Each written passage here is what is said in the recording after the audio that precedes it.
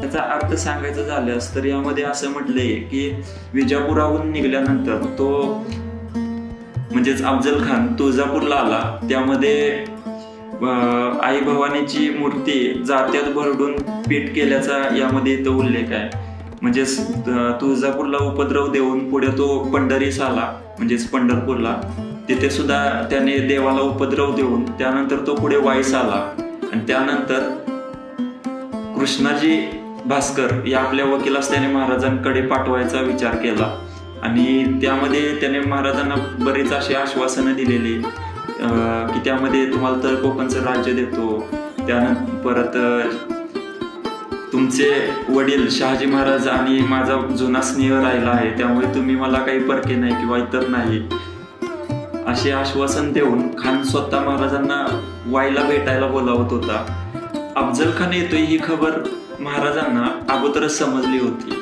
त्याबद्दल आता यामध्ये असा उल्लेख आहे की तो या खबरी राजासी पावल्या की विजापुराहून अफजल खान 12,000 स्वारांनिशी नामजात झाला.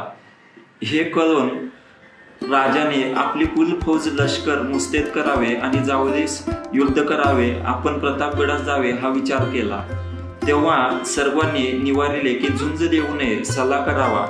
त्यास राजे बोलिले, जे संभाजी राजेस जसे मारिले तसे आपणास मारितील.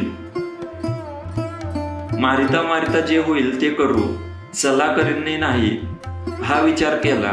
तो रात्री श्री भवानी तुळजापूरचे मूर्तिमंत दर्शन दिलं आणि बोलिली की आपण प्रसन्न झालो, सर्वस्वे सहाय्य तुला आहे, तुझे हाते अफजल खान मारवितो, तुझला यश देतो, तू काही चिंता करू नको म्हणून धीर भरोसा देऊन अभय दिले. राजे जागे होऊन जिजाबाई औस बोलावून स्वप्नांचे वर्तमान सांगितले व गोमाजी नाईक पानसंबर जामदार व कृष्णाजी नाईक व सुभानजी नाईक असे मातबर लोक व सरदार व सरकार कोण मोरोपंत व निरोपंत व अण्णाजी पंत व सोनाजी पंत व गंगाजी मंगाजी व नेताजी पालकर सरनोबत व रघुनाथ बल्ला सबनीस व पुरोहित असे बोलावून सर्वांस स्वप्न सांगितले.